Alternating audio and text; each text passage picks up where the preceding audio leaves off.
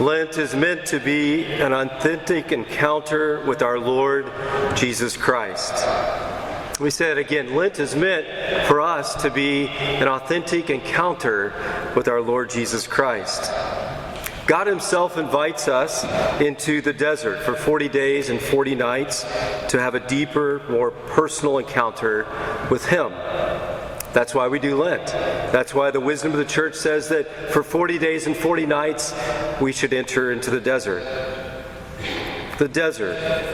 It's kind of a mysterious place sometimes. Perhaps you've been to a desert before and you can imagine what it would look like.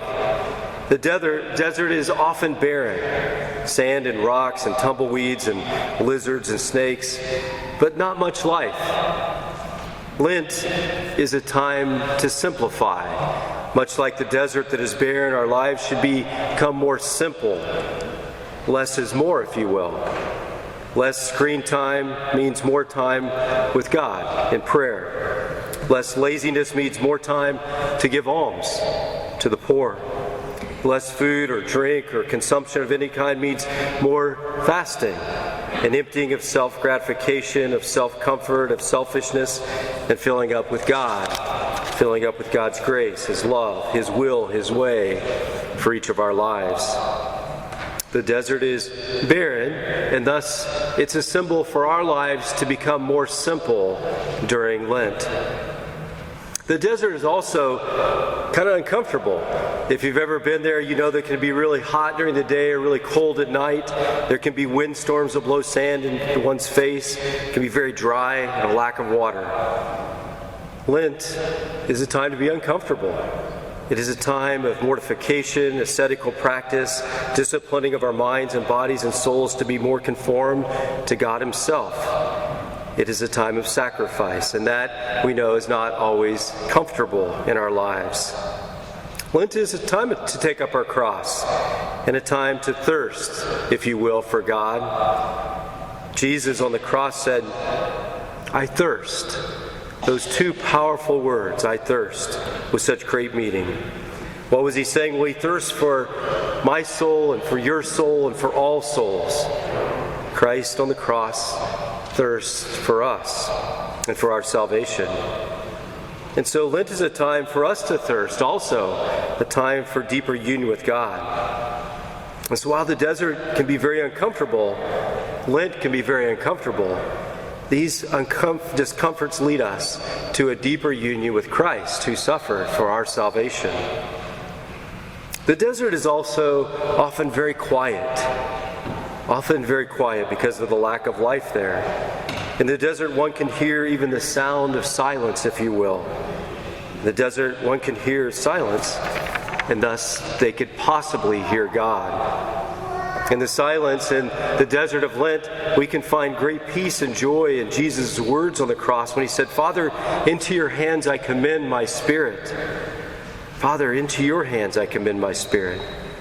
In the silence of the desert of Lent, Jesus' words of total abandonment, of total surrender, can become our words and our actions of total abandonment and total surrender to God. Yeah, Lent should have silence in it, like the desert, so that we can hear the voice of God more clearly. The desert, as we know, also can create temptation. Even Jesus himself, when he went into the desert after his baptism for 40 days, endured great temptation of Satan. And so these 40 days and 40 nights for us shouldn't be surprising if there's some temptation in our lives. In the desert of Lent, we may be tempted to give up on what we've committed to grow in a relationship with our Lord. We may be tempted to not get back up after a fall. We might be tempted to convince ourselves that God really does not care about us or in an individual around us, that God doesn't thirst for us, that God doesn't desire personal divine intimacy with us. All of those would be temptations that could lead to lies in our lives. But perhaps in the Lenten desert, we may cry out, as did Jesus on the cross, my God, why have you forsaken me?" If we're feeling as if we want to give up, or if God doesn't care about us, or that we convince ourselves that we've fallen so there's no reason to try again, perhaps just like Jesus on the cross, we could cry out, my God, why have you forsaken me?" And in our struggles and our temptations, even, yes, in our fallen sinfulness, we could be consoled by the words of the good thief Dismas, as he said, "Jesus, remember me when you come into your kingdom." And Jesus' beautiful response, "This day you will be with me in paradise." The great promise that when one doesn't believe the lies of the temptation of the lies, that even in fallenness, if we get back up to try again, that the Lord, like he did with Dismas, invites us to be in union with him. And so we have a question this day as we begin our Lenten journey as a people of faith, as we desire to grow in relationship with the Lord, to get better, to become more the people we're made to be, who God created us to be. And the question is, will we accept God's invitation into the desert?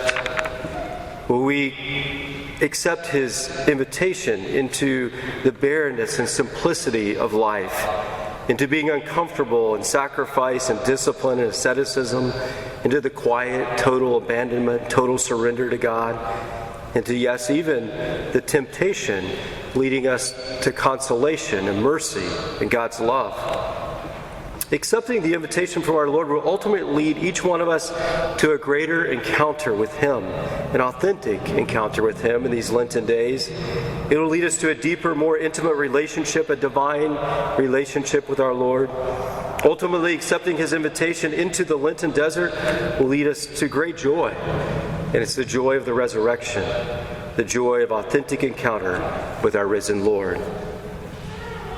Will you accept his invitation into the desert?